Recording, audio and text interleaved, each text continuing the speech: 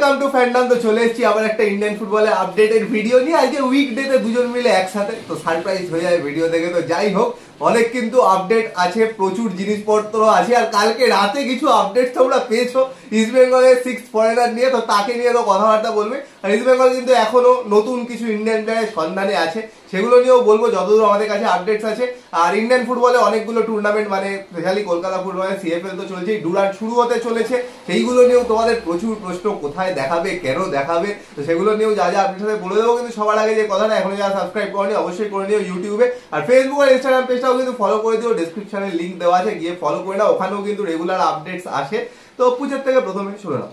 তো প্রথমে একটু অন্যান্য আপডেট গুলো দিই, তারপর মেন যেগুলো নিয়ে তোমরা জানতে চাও সেগুলোতে আসবো। তার আগে বলে রাখি যে হালতু ইস্ট বেঙ্গল সমর্থক বৃন্দদের তরফ থেকে কিন্তু 1 আগস্ট একটা গান উদ্বোধন করা হচ্ছে, সেটার নাম হচ্ছে বাঙালির জয়গান। তো এটা কিন্তু তিহাই বলে একটা ব্যান্ড রয়েছে, তো ওরাই কিন্তু এটা বানিয়েছে। তো আমাদের তরফ থেকে ওদের জন্য শুভেচ্ছা। তো তাছাড়া বলি যে বেঙ্গল টিম, মানে Bengal junior, Bengal sub junior, women's team এবং বয়েজ টিম যেগুলো রয়েছে সেগুলোর কিন্তু ট্রায়াল অলরেডি শুরু হচ্ছে। তো পাবলিকলি আমরা পোস্ট করছি না, যদি কেউ ট্রায়াল দিতে ইচ্ছুক হও বা যেতে চাও বেঙ্গল টিমের ট্রায়ালে, ওমেন্স ট্রায়ালটা কলকাতায় অলরেডি হয়ে গেছে। তো এই মুহূর্তে মানে বয়েজের ট্রায়ালটা রয়েছে মেদিনীপুরে রয়েছে, মুর্শিদাবাদে রয়েছে, কলকাতারটা এখনো জানানো হয়নি। তো যারা যারা জানতে চাও অবশ্যই আমাদের পার্সোনালি মেসেজ করো ইনবক্সে, আমরা তোমাদের কাছে ট্রায়ালের ডিটেলসটা পাঠিয়ে দেবো। তো প্রথমে কলকাতা লিগের ফিক্সচারটা একটু বলে দিই, যে নতুন যে ফিক্সচারটা দিয়েছে 3 প্রধানের, সেটা একটু বলে দিই। তো বলে রাখি যে কোনো সময় ফিক্সচার মাঠ কিন্তু চেঞ্জ হতে পারে। তো ইস্ট বেঙ্গলের সবকটা খেলাই রয়েছে ইস্ট বেঙ্গল মাঠে। তো কবে কবে রয়েছে সেটা বলে দিই। 9 তারিখ, 12 তারিখ, 17 তারিখ, 20 তারিখ, 24 তারিখ, 28 তারিখ, এই কদিন রয়েছে ইস্ট বেঙ্গলের। এরপরে আসি মোহনবাগানের খেলা। তো মোহনবাগানের 11ই আগস্ট থেকে যে খেলাগুলো সেগুলো রয়েছে মোহনবাগান মাঠে, তার আগের গুলো অন্য মাঠে। যেরকম বলি 30 তারিখে রয়েছে সেটা নৈহাটিতে, 2 তারিখ রয়েছে সেটা ব্যারাকপুরে, 5 তারিখ রয়েছে সেটা নৈহাটিতে, তারপরে 11 তারিখ, 14 তারিখ, 23 তারিখ এবং 27 তারিখ এই ম্যাচগুলো কিন্তু মোহনবাগান মাঠে। মোহামেডানেরও সেম, কিছু ম্যাচ মোহামেডান মাঠে, কিছু ম্যাচ নৈহাটিতে। তো মোহামেডানের 4 তারিখে যে ম্যাচটা রয়েছে সেটা হচ্ছে নৈহাটিতে, তারপরে সবকটা ম্যাচ হচ্ছে মোহামেডান মাঠে। সেগুলো হচ্ছে 10 তারিখ, 19 তারিখ, 22 তারিখ এবং 25 তারিখ। তো এটা সিএফএল এর আপডেটেড ফিক্সচার। তো সিএফএল হয়ে গেলে তার আগে কিন্তু ডুরান্ডও আছে, কালকে থেকে ডুরান্ড। তো ডুরান্ড গুলো কিন্তু অবশ্যই দেখতে যাও। কোনো একটা হয়তো উইক টিম খেলাচ্ছে সেই জন্য দেখতে যাচ্ছ না, এরকম কিন্তু করো না, ডুরান্ড গুলো দেখতে যাও।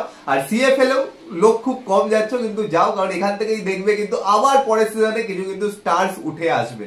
হ্যাঁ অবশ্যই, যেহেতু ডুরান্ড কাপের কথা বললো গুড্ডু, তো ডুরান্ড কাপের টিকিট সম্পর্কে একটু বলে দিই। তো ডুরান্ড কাপের টিকিট কিন্তু দেওয়া হচ্ছে অনলাইনে বুক মাই শোতে, কাটার পরে কিন্তু তোমাদের ফিজিক্যাল টিকিট কালেক্ট করতে হবে।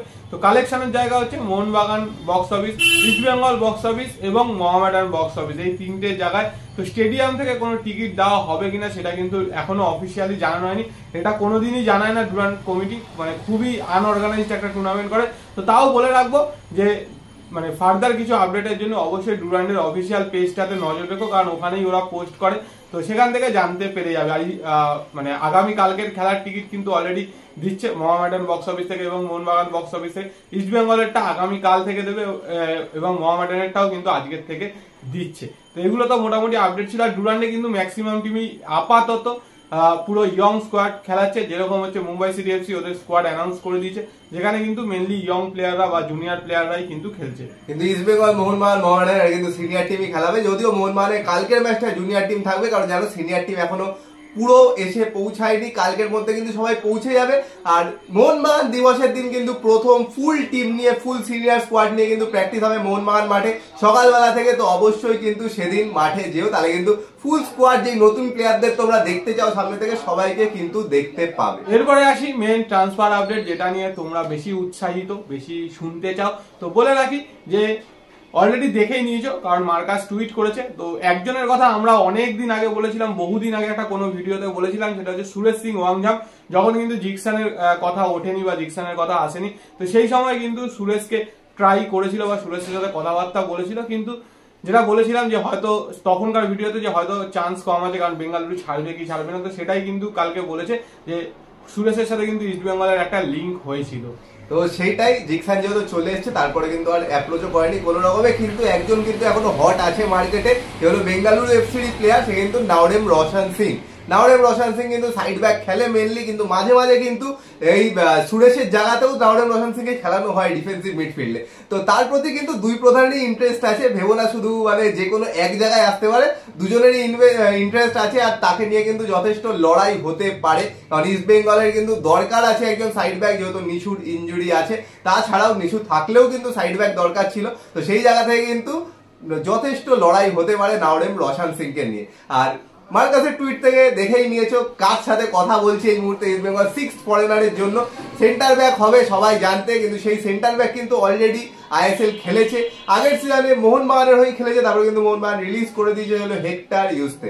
হেক্টর ইউস্তের সাথে কিন্তু এই মুহূর্তে কথাবার্তা চলছে, এবার দেখা যাক ডিলটা হয় কিনা, ডেভেলপ হয় কিনা, হলে কিন্তু 6th ফরেনার হেক্টর ইউস্তেই হয়ে যেতে পারে। হেক্টর ইউস্তেকে নিয়ে কি বক্তব্য, ইস্ট বেঙ্গল ফ্যানরা খুশি কিনা, বা যদি কেউ অখুশি হও কেন অখুশি, সেগুলো কিন্তু কমেন্ট বক্সে কমেন্ট করে জানিও। আর বলে রাখি হেক্টর ইউসের সাথে কিন্তু কথাবার্তা অ্যাডভান্স পর্যায়ে গেছে, তো আশা করা যায় যদি সবকিছু ঠিকঠাক থাকে তাহলে আগামী 1-2 দিনের মধ্যে হয়তো অফিসিয়ালি অ্যানাউন্সমেন্ট হয়ে যেতে পারে। হয়তো দেখলে ডুরান্ডের ফার্স্ট ম্যাচের আগে অ্যানাউন্স হয়ে গেল, কারণ আইএসএল এ এক্সপিরিয়েন্স, ইন্ডিয়াতে খেলে গেছে এবং গত বছর মোহনবাগানের হয়ে কিন্তু যথেষ্ট ভালো খেলেছে। একটা সময় ব্র্যান্ডন হামিল কিন্তু ইনজুরির জন্য বেরিয়ে গেছিল, সেই সময়টা কিন্তু পুরোপুরি সাপোর্ট দিয়েছে, কিছু কিছু ম্যাচে কিন্তু গোলও করেছে, সেই জায়গাতে কিন্তু এরিয়াল বলে যথেষ্ট ভালো। এবং যখন আনোয়ার হয়তো একটু প্রবলেম হচ্ছিল, আনোয়ার হয়তো ফুল মানে পারফরমেন্স দিতে পারছিল না, একটু ফিটনেস অভাব, সেই সময়গুলো কিন্তু হেক্টর কিন্তু সাপোর্ট দিয়ে গেছে। তো সেই জায়গা থেকে কিন্তু একটা ভালো সাইনিং হতে পারে যদি পারফরমেন্স সেই লেভেলে করতে পারে। কিছু নেগেটিভসও আছে, যেমন খুব স্লো প্লেয়ার, কারণ ওড়িশার এগেনস্টে যে ম্যাচটা ছিল লাস্টের দিকে সেখানে দেখেছিলে রয় কৃষ্ণা কিন্তু দৌড়ে পেরিয়ে গোল করে দিয়ে বেরিয়ে গেল, হেক্টর ইউসতে কিন্তু পৌঁছাতে পারেনি, সেই সব দিক থেকে একটু নেগেটিভসও আছে। কিন্তু ট্রাইড অ্যান্ড টেস্টেড প্লেয়ার যেহেতু আইএসএল, সেই জন্যই কিন্তু ইস্ট বেঙ্গল অফার করেছে, কথাবার্তা কিন্তু একদম ফাইনাল স্টেজেতে চলছে। তো সেই নিয়ে কি বক্তব্য অবশ্যই জানিও, কারণ 6th বিদেশি, অনেকে অনেক জল্পনা করেছিল, মানে অনেক রুমার এসেছিল, সেটা আগের দিনই বলে দিয়েছি যে রুমার গুলো পুরোপুরি একদম ভাসানো রুমার, কিন্তু এই হেক্টর ইউসতে লাস্ট অব্দি কিন্তু আসতে পারে, দেখা যাক কি হয়। তো সেই নিয়ে কি বক্তব্য, আর নাওরেম রোশন সিংকে নিয়ে কি বক্তব্য, কারণ নাওরেম রোশন সিং এর খেলা সবাই দেখেছো, আর এরকম কিন্তু একজন না আরো প্লেয়ার কিন্তু আসতে পারে, দুজন কিন্তু আসতেই পারে, আর ট্রান্সফার ফিস দিয়েও কিন্তু প্লেয়ার আসতে পারে অবশ্যই। আর বলে রাখি হায়দ্রাবাদের তো এখনো কিছু হয়নি, হায়দ্রাবাদকে নিয়ে অনেকেই জিজ্ঞেস করছো, তো ওরা কোনো সিদ্ধান্ত নিতে পারেনি যে আদৌ ডুরান্ডে স্কোয়াড দেবে কিনা বা টিম নামাবে কিনা, সেটাও একটা বিশাল বড় প্রশ্নের জিনিস।